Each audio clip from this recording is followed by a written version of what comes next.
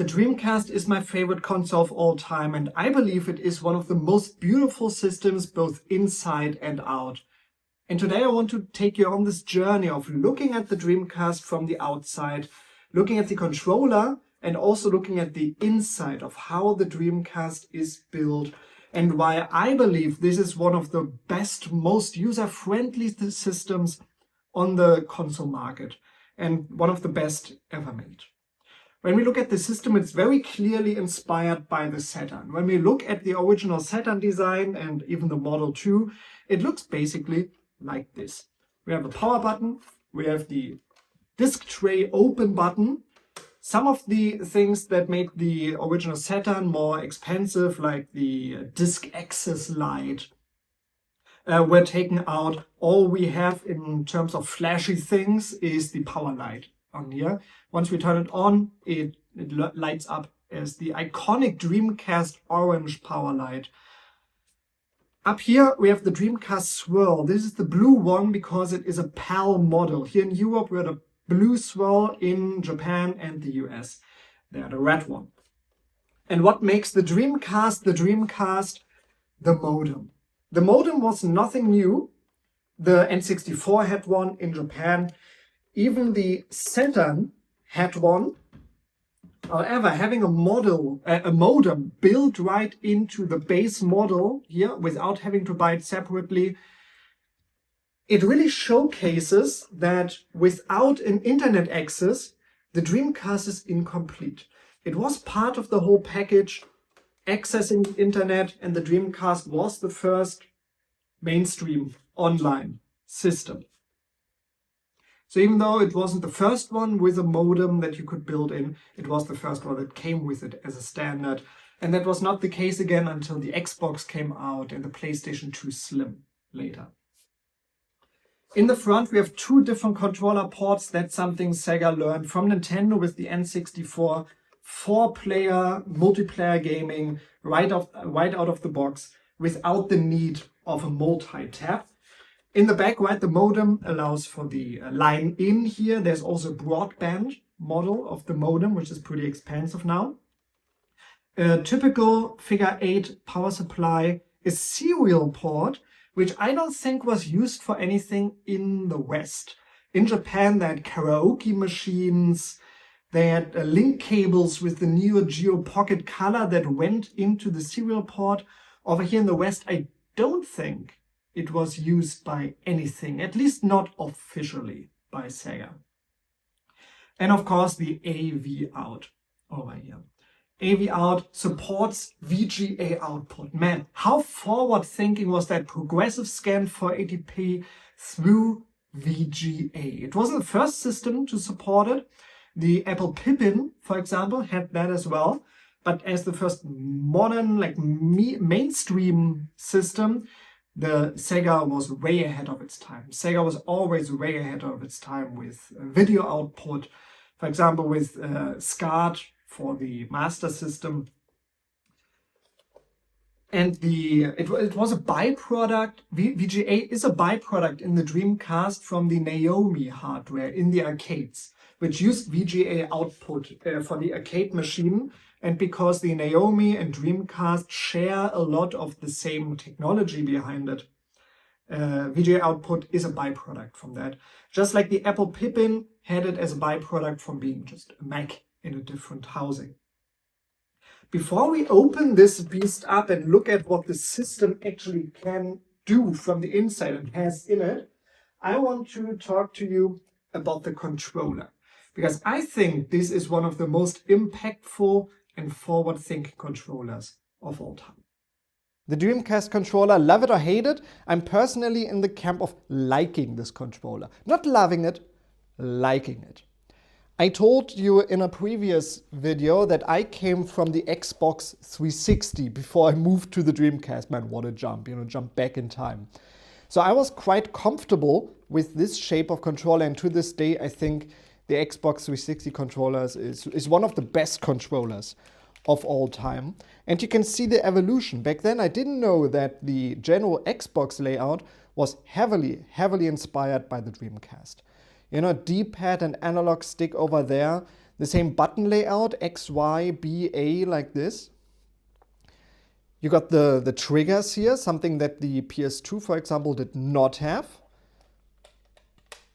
And that's quite enjoyable. The original Xbox controller even had these little slots in the back, just like the Dreamcast controller. I don't think they really thought this through. This general design started on the Saturn with the 3D controller, and then it got refined for the Dreamcast here. And many people think it's a gigantic mess of a controller. It doesn't actually feel big in your hands.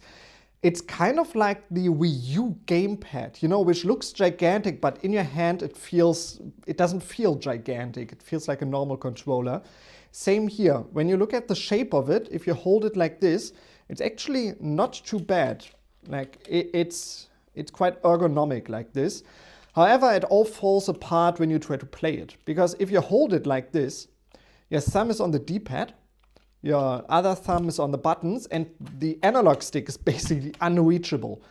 If you want easy access to the analog stick, you can no longer push the trigger button over here. So you have to use your middle finger to kind of claw your way over there. So if you have a game that needs has a run button over here and you control the character with this, you do the claw over here with your middle finger and then you do this. It is quite uncomfortable over time. However, when it comes to the analog stick, there's actually something I didn't know about it. And I got my buddy and friend of the channel, Mr. Sushi Hut, to explain it for us. So, Sushi, take it away. Thanks, Disha. And to everyone, welcome to my Sushi Hut. So, the thing I want to explain about the Dreamcast controller is that it uses Hall effect joysticks, like in this controller. So what a Hall effect joystick is something that uses magnetic force to determine where the stick is. You know, how far to the right, how far to the left, etc. And so there's a little magnet at the end of the joystick, and that, as it gets closer or further away from the different magnetic sensors, it determines its exact location. And because there's no friction there, it doesn't wear down over time, unlike something like an Xbox controller, which uses resistive pads that wear down through friction over time.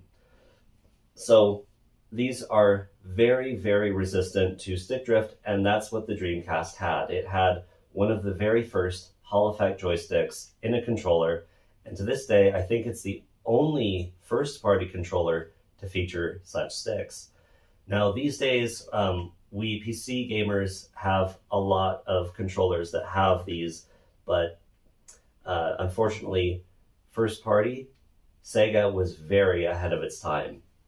I'm Sushi, keep rolling, and enjoy the rest of Disha's video.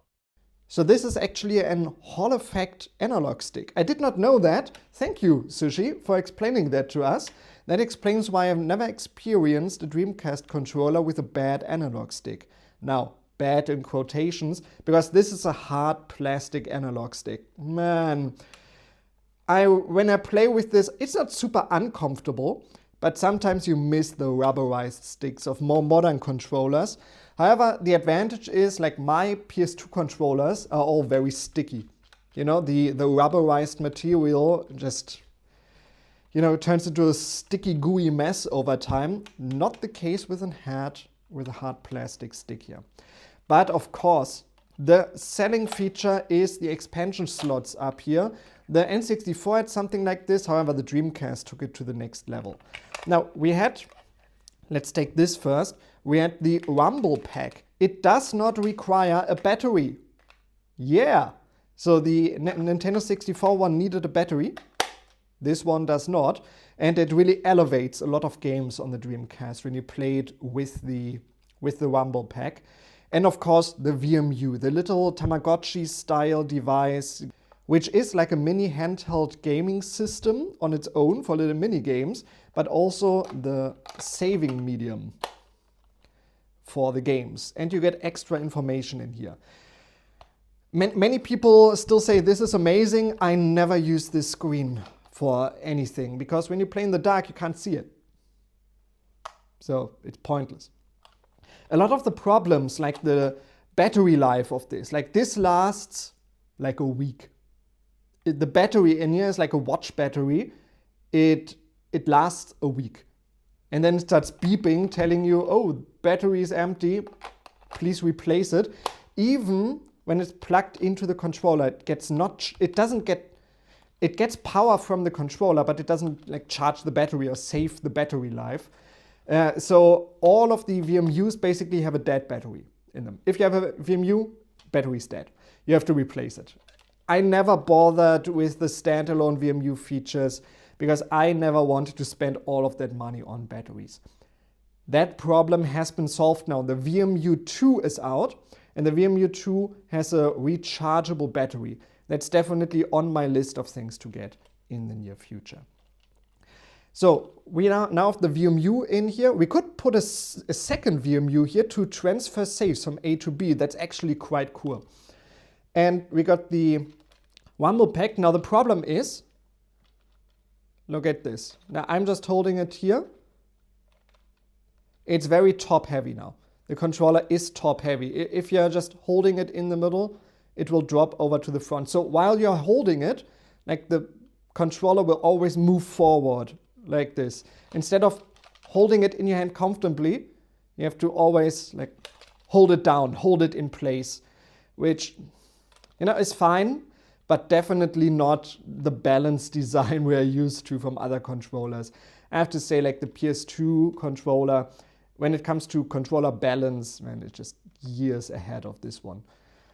So that's definitely negative. Something else people are complaining about is the cable. First of all, it's relatively short. I would say it's like 1.20 meters or something. So for today's standard, it's a pretty short controller. That's fine. I have extension cords. I can put it into an extension cord. It reaches all the way back to my couch. Now, from that length, a good, like 20 centimeters gets eaten up by this. Because we have the expansion ports here in the top, the controller cord had to come out from the bottom. So in order to, not have it just dangle around down here, they put a clip here, which is actually quite a clever solution, in my opinion. And I never had a problem with this. I never had a problem of it falling out or anything. It's actually quite secure. The only negative is that, this takes up like 20 centimeters of your controller that you would not otherwise lose. So the quite short controller is made even shorter compared to other controllers. So if you play this nowadays, get an extension cord. They are quite cheap. You can get them on eBay for like a tenner for two. So that is the controller. I like it. I enjoy it, but yeah, I have to agree, it's not the most comfortable controller of all time. But it definitely laid the groundwork for how controllers would be set up and laid out in the future. The Dreamcast was very forward-thinking, or maybe backwards thinking, when it comes to repairability. Have you tried opening your Nintendo Switch nowadays? Have you tried modifying your PlayStation 5 with a new fan? Well, you can't do it, at least not easily. The Dreamcast is user serviceable, especially nowadays with the modding community. Once you remove the modem, there are only 4 Phillips head screws. They're not tiny, they're not Torx or anything where you need a special screwdriver. You remove these and the lid comes off. I'm not kidding, that's it. So we take off the top, and you can see that my Dreamcast is already heavily modified, and you can do that too. The Dreamcast is a retro gamers and retro collectors paradise. Almost all of the parts, if they die, have a way to fix it nowadays. Before we come to the mods that I did later on in my Dreamcast, I want to focus on this over here. When we look at this closely, you can see that there are toothpicks sticking out of these pins over here. The Dreamcast had a big problem with its power supply unit. When the pins did not make perfect contact, the console would power cycle and you would reboot. lose all of your save data that you had not saved before, and the console would start again. That was a big problem with the Dreamcast, and how we fixed it back in the day is by taking toothpicks and jamming them into the contacts, basically bending the pins and pressing them closer together. I had this problem. I'm not sure if I could remove this nowadays and it would just work, but I'm not touching it. And I'm leaving it in there just as a little reminder of what the biggest Dreamcast problems used to be back when I got into this system. Nowadays, if you have a problem with your power supply unit, you don't have to do this. There are aftermarket power supply units that are more power efficient, and I think even have USB-C out and so on. So you don't even have to use the figure 8 power cable. There are smaller, more power efficient and less heat emitting power supply units nowadays. So the need for cooling is even more reduced. And the Dreamcast, man, that little fan just kept spinning. It was a loud, noisy, small fan. So what a lot of fans did, and I did this as well, you can get a 3D housing over here and install one of these fans from Noctua. Now these are made for, I think, like graphics cards in order to keep them cool, or maybe the CPU. And they are the perfect size to fit into the Dreamcast. However, because they are a little bit bigger, they need a bit more room in the system. They do not fit in if you're still using the stock GD-ROM drive.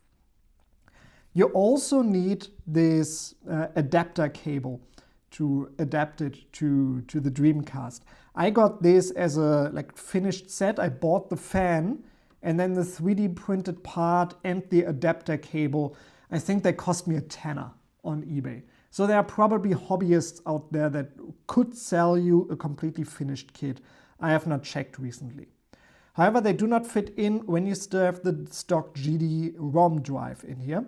However, if you install one of these disk emulation systems, this is the Terra Onion mode. There's also the GDMU and the other clone systems of the GDMU that allow you to put in, over here we have an SD card slot. Here is a USB thumb drive slot, and why I chose the Terra Onion mode is the SSD support. Unlike the GDMU, which uses SD cards, and I'm not sure if they use thumb drives as well, but the Terra Onion mode allows you to put a hard drive, or in my case an SSD in here, and load everything on there. They last for eternity. SSDs only really degrade that much when you rewrite the information. However, this one is read-only, right? You put all your games on there and then it's read-only. So this should last for a long, long, long time. SSDs don't emit a lot of heat. They are very power efficient. So the console does not heat up as much. You don't have to worry about overheating and needing more cooling than the Noctua fan here. And because the disk drive noise is taken out of the whole concept of the Dreamcast by booting from an SSD, and by quieting down the fan by installing a bigger, more efficient modern one, this one performs like a modern system.